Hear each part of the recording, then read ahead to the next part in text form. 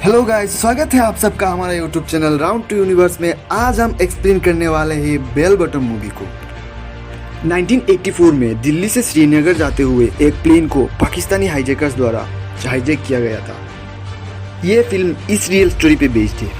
तो ज़्यादा टाइम ना लेते हुए चलिए इस वीडियो को स्टार्ट करते हैं।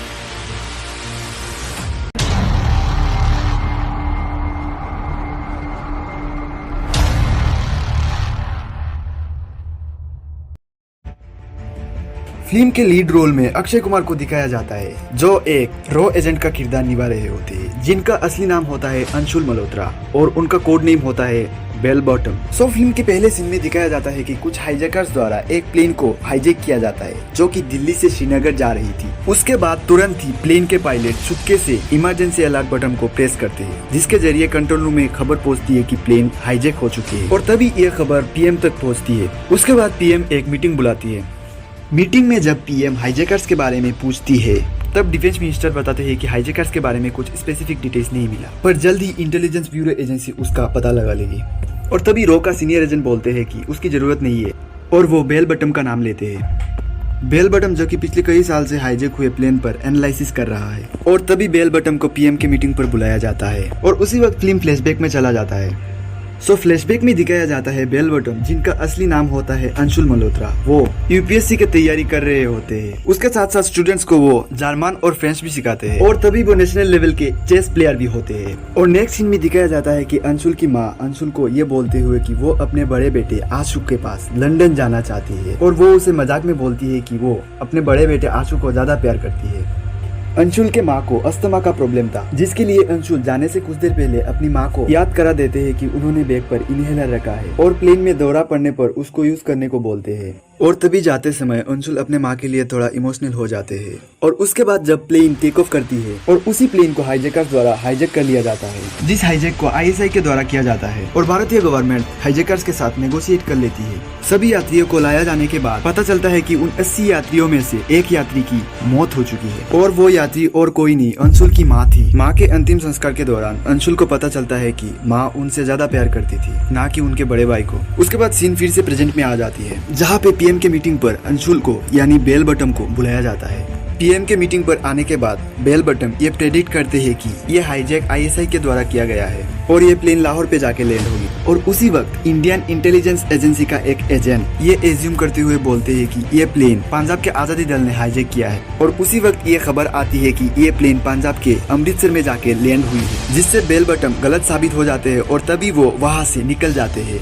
उसके बाद फिल्म फिर से फ्लैशबैक में चला जाता है, जहाँ पे रात का सीन होता है, और अंशुल यानी बेल बॉटम बहुत परेशान दिखते हैं और अपने स्कूटर लेके कहीं पे निकल जाते हैं। और उसके बाद रास्ते पे कुछ रॉ एजेंट के द्वारा उनको किडनैप कर लिया जाता है। उसके बाद उनको सीनियर रॉ एजेंट के द्वारा रॉ ज्वाइन करने के लिए कहा जाता है। वो पहले मना कर देते हैं, और उसके बाद सीनियर रॉ एजेंट अंशुल को बताते हैं कि अंशुल की माँ उस हाईजैक के दौरान मारा नहीं गई थी, बल्कि उनका मर्डर किया गया था। प्लेन हाईजैक के दौरान अंशुल के माँ को अस्थमा का दौरा पड़ा था, और हाईजैकर्स उनको अपना इनहेलर बैग से नहीं निकालने देते। और उसके बाद उनके ऊपर हाईजैकर्स कंबल फेंक के उनको जबरदस्ती आराम करने को बोलते हैं, और तभी उनका दम घुटकर मौत हो जाती है। ये सुनकर अंशुल को बहुत गुस्सा आता है, और वो जोर से चिल्लाते हैं। सीनियर रॉ एजेंट के द्वारा अंशुल को एक दिन का टाइम दिया जाता है, और दूसरे दिन अंशुल रॉ ज्वाइन करने के लिए मान जाते हैं। और उसके बाद से ही उनका रॉ में ट्रेनिंग स्टार्ट हो जाती है। उनका दिमाग पहले से ही बहुत शार्प होता है, पर वो फिजिकल में थोड़ा कमजोर होते हैं। उसके बाद उनको बहुत ही कड़ी ट्रेनिंग दी जाती है, और फिर रॉ एजेंट बन जाने के बाद उनका कोड नेम रखा जाता है बेल बॉटम।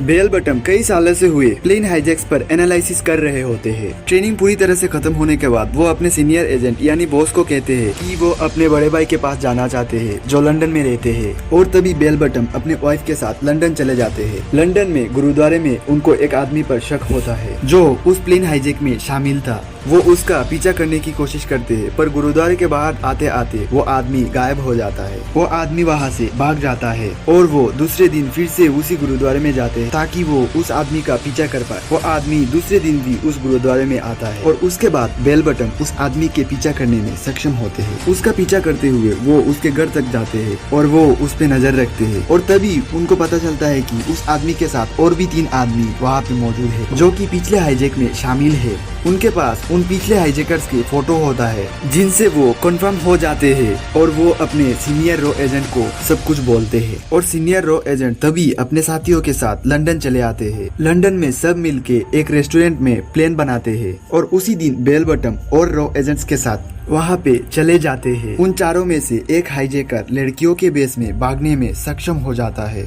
और वो नीचे जाते टाइम बेल बॉटम उसके तरफ देखते हैं और वो भी बेल बॉटम की तरफ देखते हुए वहाँ से फरार हो जाता है। बचे हुए तीनों को पूछताछ करने के बाद ये पता चलता है कि उनको उस हाईजैक के बारे में ज्यादा कुछ नहीं पता है। नेक्स्ट सीन में फिल्म फिर से प्रेजेंट में चला जाता है और उस सीन में पीएम को एक आदमी इन्फॉर्म करता है कि प्लेन अमृतसर से टेक ऑफ कर चुकी है और कुछ ही देर में वो प्लेन लाहौर में जाकर लैंड होती है और तुरंत ही बेल बॉटम को फिर से पीएम मीटिंग में बुलाया जाता है। और कुछ देर बाद पाकिस्तानी गवर्नमेंट की तरफ से पीएम के पास एक फोन आता है जिसमें पीएम को उन हाईजैकर्स के साथ नेगोशिएट करने को कहा जाता है, लेकिन पीएम नेगोशिएट करने से साफ मना कर देती है। और तभी बेल बॉटम कागज में लिख के पीएम को ये बोलने को कहते हैं कि प्लेन को पाकिस्तान से रिफ्यूल ना किया जाए जिससे प्लेन ज्यादा दूर तक ना जा सके। और तभी पीएम रॉ को ऑपरेशन स्टार्ट करने को बोलती है। और नेक्स्ट सीन में पाकिस्तानी गवर्नमेंट और आईएसआई हेड के बीच बातचीत दिखाया जाता है जहां पे पाकिस्तानी गवर्नमेंट आईएसआई हेड को हिंदुस्तान को सबक सिखाने को बोलते हैं।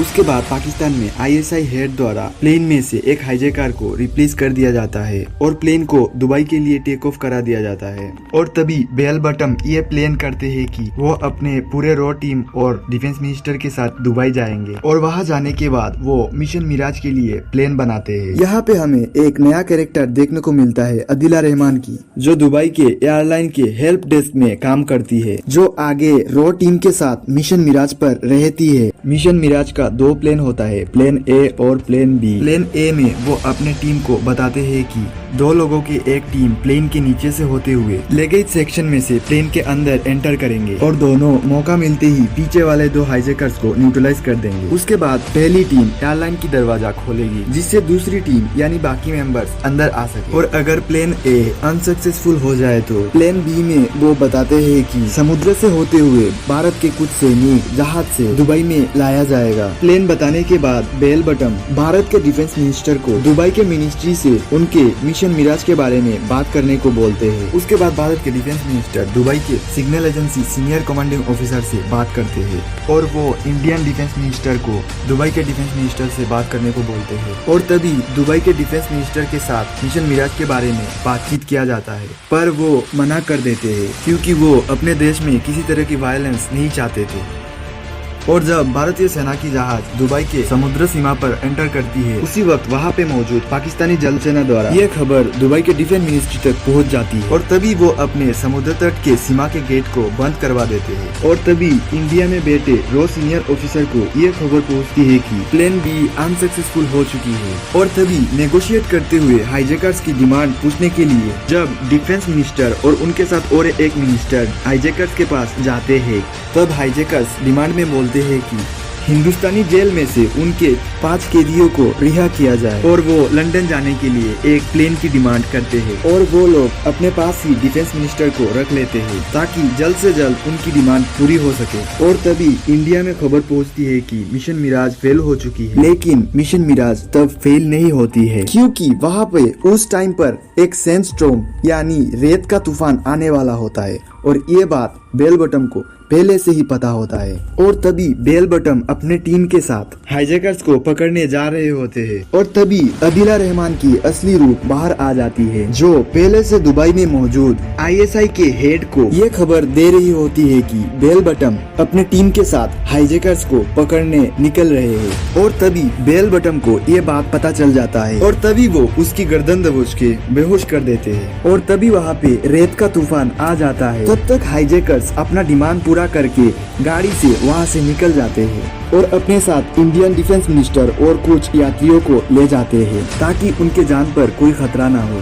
उसके बाद फिल्म में कुछ एक्शन सीन दिखाया जाता है जहाँ पे बेल बॉटम अपने साथियों को लेकर कुछ सेफ्टियों के साथ दौड़कर हाईजैकर्स को पकड़ने निकल जाते हैं। हाईजैकर्स गाड़ियों से जा रहे होते हैं। बेल बॉटम अपने टीम के साथ एक एक हाईजैकर्स की गाड़ियों को पकड़ते जाते हैं और दूसरी तरफ अदिला रहमान को होश आ जाता है और वो जाके डिफेंस मिनिस्टर को सब कुछ बता देती है। और दूसरी तरफ बेल बॉटम की टीम सभी हाईजैकर्स और 5 टेररिस्ट को पकड़ने में कामयाब होती है और तब तक वहाँ से रेत का तूफान जा चुका होता है और तब तक बेल बॉटम की टीम सभी हाईजैकर्स को पकड़ के प्लेन में एंटर करते हैं और प्लेन को टेक ऑफ करने के लिए कंट्रोल रूम से परमिशन मांगते हैं। और तब डिफेंस मिनिस्टर ये बोलकर उनको मना कर देते हैं कि रो ने रूल्स का उल्लंघन किया और उनको धोखा दिया। और तभी बेल बॉटम उनसे बोलते हैं कि उन्होंने तो सिर्फ अपने देश के यात्रियों को बचाया है और धोखा तो उनके एयरलाइन के हेल्प डेस्क में काम कर रही अदिला रहमान ने दिया है, जो कि पहले से ही ISI के साथ मिली हुई थी। और तभी प्लेन को टेक ऑफ की परमिशन मिल जाती है और सभी यात्रियों को इंडिया में सुरक्षित पहुंचाया जाता है। और गाइज ये फिल्म यहीं पर खत्म हो जाती है। सो गाइज ये फिल्म एक्सप्लेनेशन वीडियो आपको कैसा लगा हमारे साथ कमेंट सेक्शन में जरूर शेयर कीजिएगा। अगर आपको ये वीडियो अच्छा लगा है तो एक लाइक जरूर कीजिएगा और शेयर कीजिएगा इस वीडियो को। And stay tuned with us by subscribing our channel, क्योंकि हम इस चैनल पर सभी तरह की film, web series, explanation, reviews and fact video लाते रहेंगे। सो गाइस ये वीडियो यही खत्म होती है। जय हिंद।